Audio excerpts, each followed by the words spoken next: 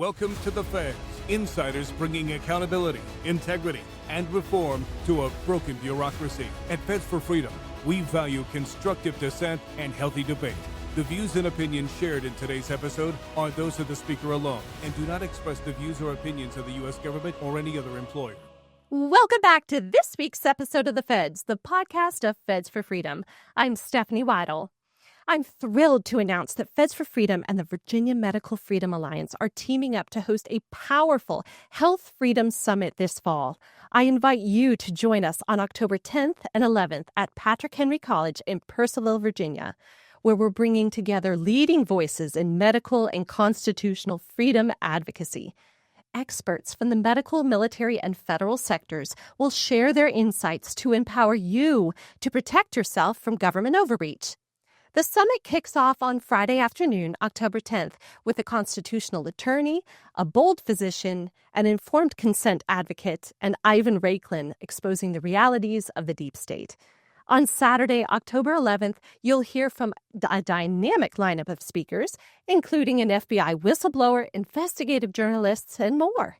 They cover critical topics like medical data surveillance, unconstitutional mandates, and the fight for sovereignty.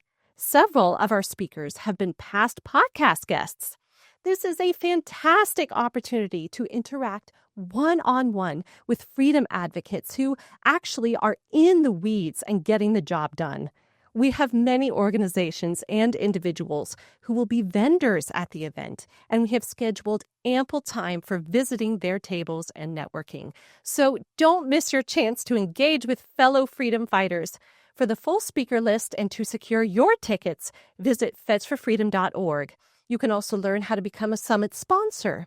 Join us in Purcellville on October 10th and 11th for an unforgettable event. Get your tickets now at fedsforfreedom.org.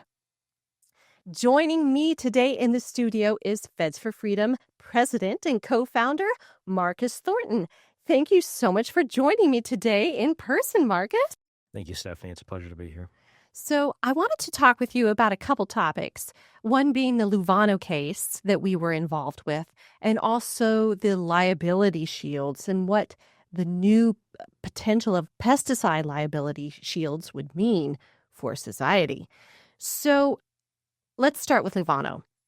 Back in the spring, Nick Berry, the attorney with America First Legal, challenged a policy he represented at Feds for Freedom and American Moment to challenge a policy that was put in place by Carter in 1981 that basically allowed for gender and race-based hiring within the federal government. This went on for 40 years. So it also banned the civil service exam. So why, in your opinion, would Carter even do that?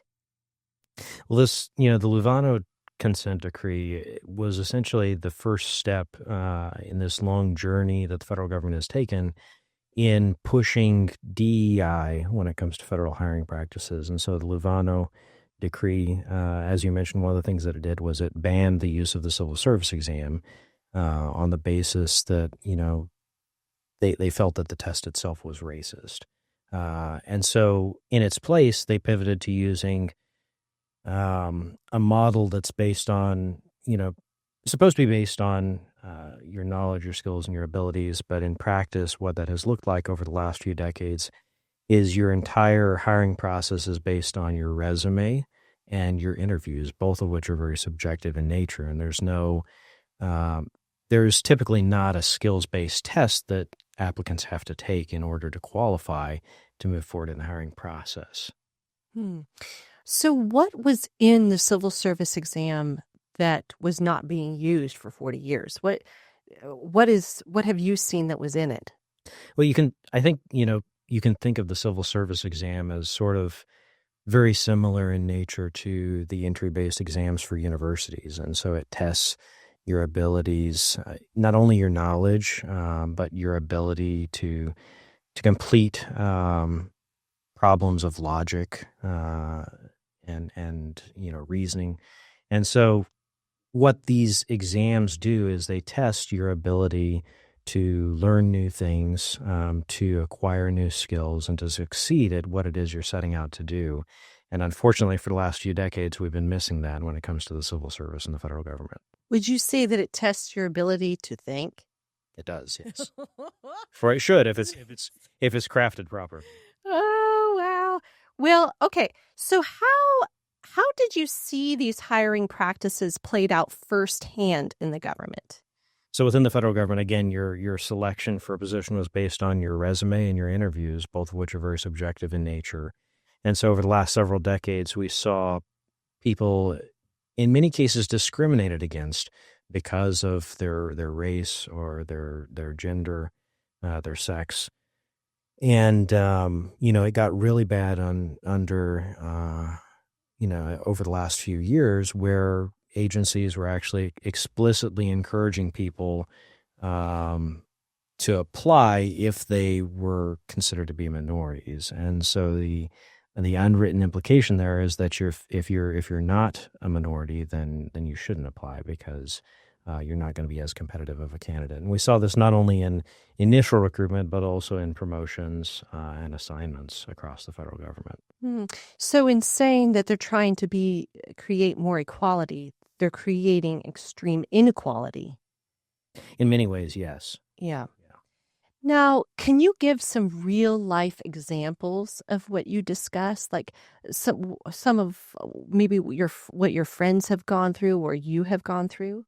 Well, I think most Americans can see firsthand the results of these hiring practices. When you hear about getting poor service, in from any federal agency. I don't want to call out a specific agency, but many of these agencies that interface with the American public, if you receive poor service, you have to step back and recognize that oftentimes the people that were hired into those positions, there was no skills-based criteria or test, objective measurement that they had to go through in order to enter into that position. And so, when you put somebody into a position who is not selected because they're the most qualified, but they're selected based on subjective rather than objective qualifications, you're not setting them up for success, and you're also not creating the workforce that's going to be the most professional,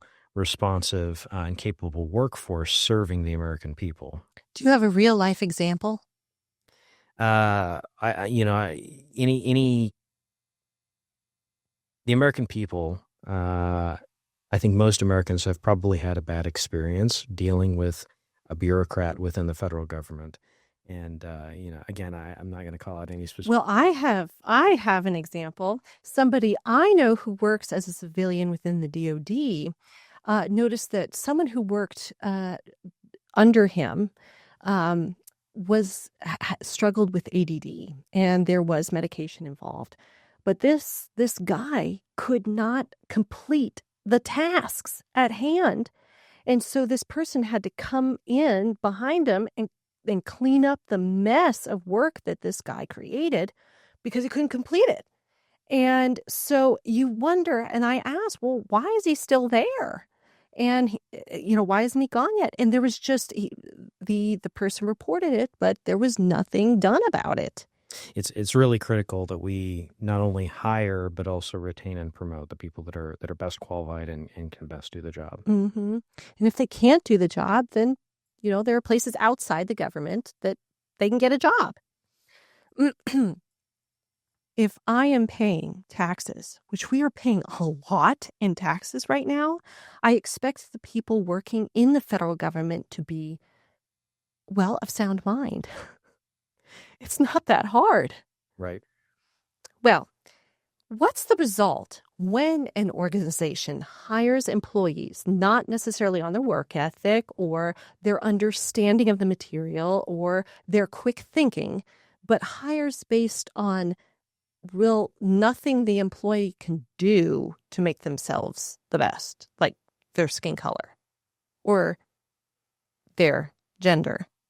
What happens is you end up with a workforce that's not properly equipped, not properly prepared to give the American public the best service that they can. And, again, we've seen this all across the government. I think, confidence in government and the services that the American people receive from the federal government is at an all-time low. There are still some parts of the federal government where we have consistently had, objective skills-based tests in order to get jobs. But a lot of those positions are, we see it in the military, for example. Everybody has to take an entrance exam to get into the military, and that is an objective measurement that gives you a numerical score that, you're good in certain areas. And then based on your strengths and weaknesses, they'll figure out what's the best fit for you. I think we need to do the same thing within the civil service. Other parts of the government where we've seen this would include federal law enforcement. Most law enforcement agencies within the federal government have some sort of skills-based test, including fitness tests that you have to pass in order to get the job. And then we also see it, of course, in the Foreign Service, where I have some firsthand experience, where in order to get into the Foreign Service, you have to be able to pass the Foreign Service Officer test, which is notoriously difficult. Well, that's an important point you bring out, because all of the agencies are very different and accomplish different goals. Their hiring practices are going to differ greatly. So we have a test in the military. There's a test in the State Department. There's a test in law enforcement in the government. So what else do you know about the differences in between the agencies? Well, I think, there is wide variation in the work that is performed by federal employees. And, I think that there's a way to capture that in a skills-based test. Again, it'll be interesting to see what sort of model is adopted as a result of this decision on the Luevano decree. When you look at the military, I think that they've done, a relatively good job in recent decades of using their tests to be able to assess an array of skills and abilities that applicants have. And so, it may be that specific agencies for specific positions require additional testing, but I do think that it's still vital that anyone entering federal service have a certain baseline ability when it comes to just basic skills, whether it's the ability to think, the ability to have a grasp of the English language. That's kind of major. That's kind of major. Especially working for the United States government. Marcus, what has happened to our world? The Luevano decree was the first step on a very long, slippery slope of people believing that, you could solve the world's problems by picking people based on the color of their skin rather than on, what was underneath that skin. Oh, you say that well. So very quickly after America First Legal moved on behalf of Feds for Freedom and American Moment, the court struck down the 1981 service exam ban. What concrete steps should federal agencies take to fully implement the merit-driven system, which is now back in place? Well, I think the most important thing is to have, again, sort of that baseline entry-level exam that assesses whether or not somebody has sort of those basic skills necessary to function and to be a productive member of the workforce. I think that would certainly be the first step. But then also they need to look at what they do to retain their best employees and to promote their best employees, and to make sure that the employees that move up or are placed into some of the more critical assignments are there because they're the best person for the job, and not because they fit a certain stereotype based on race or sex. Do you have hard proof of the hiring practices and promotional practices? Like, do you have evidence of this? Like emails going back and forth between people, like hardcore policies that are in place saying, we are going to hire this person and not this person because this is in our rule book to hire based on gender, and we need another African-American lady in our group. So we're going to hire this lady over this person. One of the things that is maybe most shocking is that they haven't even tried to hide that that's what they've been doing. And so you can look at news articles from recent years and see that agencies are bragging about, promoting more people based on their sex or their race. And, they're not bragging about promoting people because they're the best qualified people for the job. They're bragging about, departing from that and selecting people based on unchangeable characteristics. Mm-hmm. Do you think... Which also implies that they're discriminating against other people who may or may not be better qualified for the job, but aren't even given, in many cases, a shot at it because they were discouraged from putting in. Critics of the merit-based reforms often argue that they could exacerbate inequalities, while supporters like you see them as a return to constitutional principles. Well, I think it was Martin Luther King Jr. who said that, he had a dream for a day when his children would be judged not on the color of their skin, but what's inside. And unfortunately, we've gone the opposite direction. And so it's I think that we need to return to assessing people based on who's most qualified for the job. Mm-hmm. Absolutely.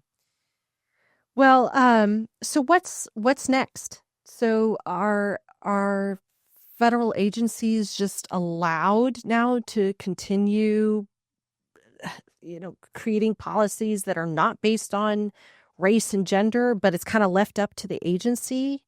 I mean, what's the next step? Yeah, often hiring practices, agencies are often given broad discretion in how they conduct their hiring practices, and each agency leader is often tasked and empowered by the administration to make sure that how they do business in their agency is in alignment with federal law, with regulations, and with the vision and priorities of the administration. And so it'll be really, we just got this decision a few weeks ago, and it'll be really interesting to see in the coming months and years how this change is rolled out. I could sit here and speculate, maybe we'll have, I don't have any insider knowledge, but maybe we're going to bring back a government-wide civil service exam administered, by the federal government that would then qualify you to, or open the door for you to apply for jobs across the interagency. Or maybe we may have skills-based tests at the agency level, whether that's for the entire agency or for specific positions within those agencies. I think, regardless of what shape it takes, the important thing is to get these tests into place and to begin this return to skills-based hiring. It has been a couple of generations in the making to get us into the disaster that we're in now. And it's not going to be a quick fix. It's not going to be an overnight fix where we just flip a switch and all of a sudden everybody that's in a job is the most qualified person for that job. It's going to take a generation or two to undo the harm. Do you think it's actually going to happen? I'm cautiously optimistic that it will, yeah. I think for the sake of our country and future generations in this country, it has to happen. It does. What about the hiring freeze? There's still a hiring freeze happening within the government. What do you make of that? I think it's important that the government be, the proper size to serve the needs of the American people. And I support President Trump's efforts to rein in a bureaucracy that has gotten out of control. I think that it's going to be a process, and it's going to take time to reshape the federal government in a way that is more responsive to the needs of the American people. But, for years we have not put America first. And so now we are putting America first, the needs of the American people first, and reshaping the bureaucracy. The president is reshaping the bureaucracy in a way that supports those goals. Would you say that in general, federal employees haven't had the federal pressure to make themselves the best federal employees they could be? I think that what we have now, what we have had in recent decades, is a system that awards mediocrity. And we've seen quite a few people write about this actually in past decades, that the people that tend to move up the ranks in the federal government are those that don't take risks, that don't go out of their way to do the hard things, but those that keep their heads low and try not to rock the boat, and do just enough to get by without making some of their more mediocre colleagues look bad. And so, mediocrity has been encouraged and rewarded. And my hope is that this, rolling back the Luevano consent decree will be the first step in changing that mentality and changing that culture within the bureaucracy, and showing people that, we're at a place where skill and talent and hard work and calculated risk taking are encouraged and rewarded. And, part of being able to successfully do the job is demonstrating those skills. That mediocrity that you speak of is also seen in products coming out of companies that are given a liability shield. And that's the other thing that I wanted to talk with you about today. We see with vaccine manufacturers that they have no incentive to actually create a safe or effective product because they cannot be sued. And the same thing is happening with pesticide companies right now, chemical companies. In the House Appropriations Bill, Section 453, where there's this liability shield that is snuck in. It is you have to know the legal realm to see that it was not a blatant liability shield. It was quiet. It's quiet and it's sneaky. But you are not vaccine injured. But you've definitely seen the trickle-down effect resulting from no standard. So the same with, you have DEI, and the federal government presents itself as there's not a standard with people. And these liability shields, there's no standard with the actual product. So now I ask this, what becomes of an organization? But what becomes of a society that doesn't have an ethical or moral standard anymore? Well, you become rudderless, and a ship without a rudder just drifts until it crashes. I think that in many ways we have lost the foundation of our society, the principles on which our founding fathers created this nation. We've lost our way somewhere along the way, and so it's if our nation, if our society is going to survive, it's really vital that we get back to those principles. Yeah, that's right. So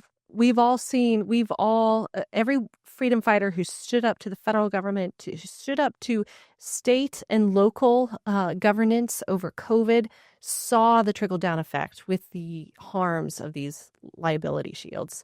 So it's a unique position to be in, especially when you see another liability shield popping up right now. So, all right, Marcus, let's talk about Feds for Freedom things. How have you been doing? I've been doing great. We've had some tremendous successes in recent months, and we're still just getting started. I'm incredibly grateful for the way that over the past few years our members have come together to help focus on and address some of these issues, but we're just scratching the surface. It's the tip of the iceberg. There's so much more that needs to change within the federal government in order to make it, fair, accountable, and transparent, responsive to the American people, and to truly be of the people, by the people, and for the people on the bureaucratic side of the House. And I'm looking forward to our continued efforts and grateful for the continued support that our members are showing. Even though it feels like the mandates are years behind us, the fight still goes on. And if we want to make sure that what we went through in 2021, 2022, 2023 doesn't happen again, we have to continue to fight for that transparency, that accountability, that reform within the federal government. And, I'm grateful for our members who continue to do so. Yeah. So just yesterday, September 9th, we remembered the 4 years ago, the Biden mandate on federal employees came out. And it was on contractors as well, and also companies over 100 people. They all had their different mandate that was signed a couple weeks later through executive order. But do you remember where you were on that day?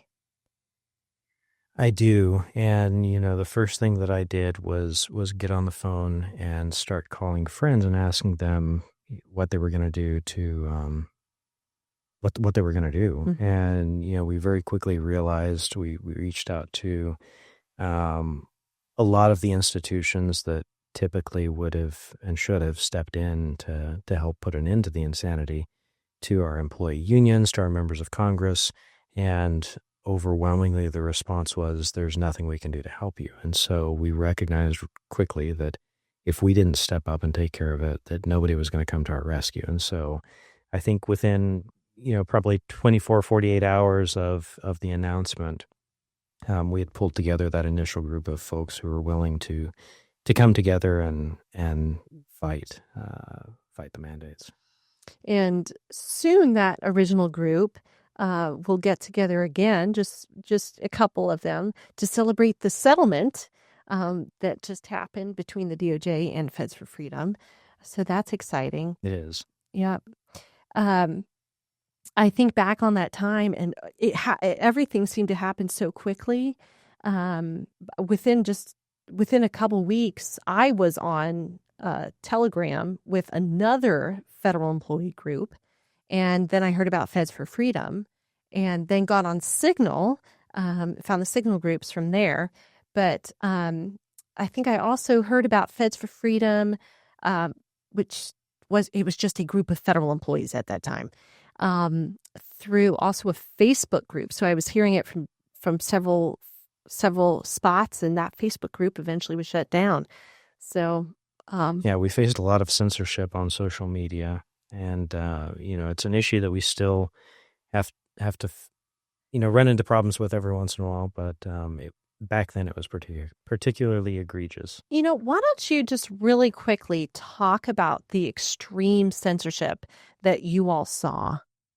Well, this was all being done at the behest, at the prompting of the federal government that we were seeking to challenge, but we were censored. We were deplatformed multiple times from multiple platforms. We were shadow banned, which in many ways is more egregious because you're banned, but you don't know that you're banned, and so you would put posts out on social media. So we're talking Meta, which included Instagram and Facebook. Yes. We're talking Google. Yes.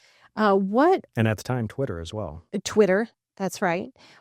Can you go over the story of the bank and what happened with the bank at the very beginning?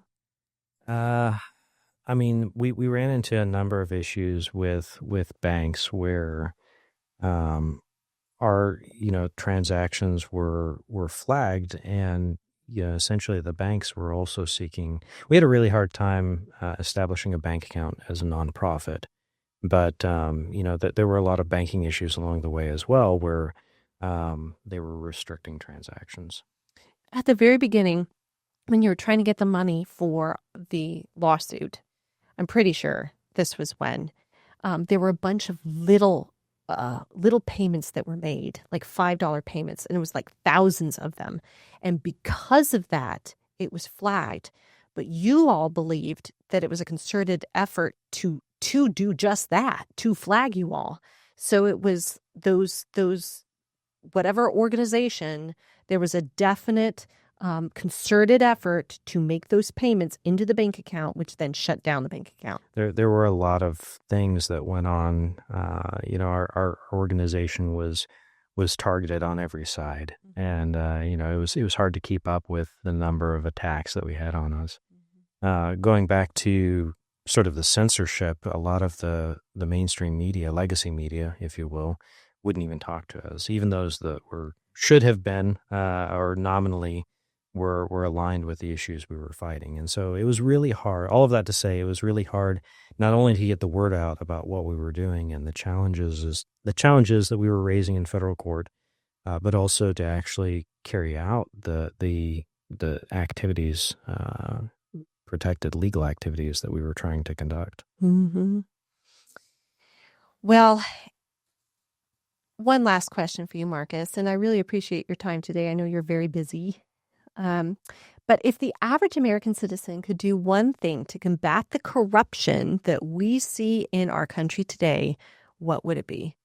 I would say get involved. There's incredible opportunity right now to get your foot in the door as a new federal employee. We look at, for example, Homeland Security. I know you mentioned earlier the hiring bans, but there are parts of the government that are still hiring. And so, there's a lot of opportunity to get involved, to get your foot in the door and, be the change that you want to see. And so whether it's getting involved in local politics, state politics, federal politics, or actually coming to serve the federal government as a civil servant, do something. Yeah, just do something. Just do something. Just get going. Yeah. And what we see is a lot of apathy. And a lot of people, because they've seen that over the past several decades, people have not been hired for the federal government based on their skills and their abilities, but rather based on, more subjective factors and in many cases openly discriminatory hiring practices. That has discouraged a lot of normal average Americans from applying for those jobs. And, normal Americans. I would encourage people to look past that and recognize that that's not the way that business is being done moving forward. And this is the opportunity to help make a difference. Yes. And Feds for Freedom, as I discussed in the intro, is co-hosting the Health Freedom Summit, Medical Freedom in the Constitution, Protecting Yourself from Government Overreach at Patrick Henry College. And this is speaking to the next generation.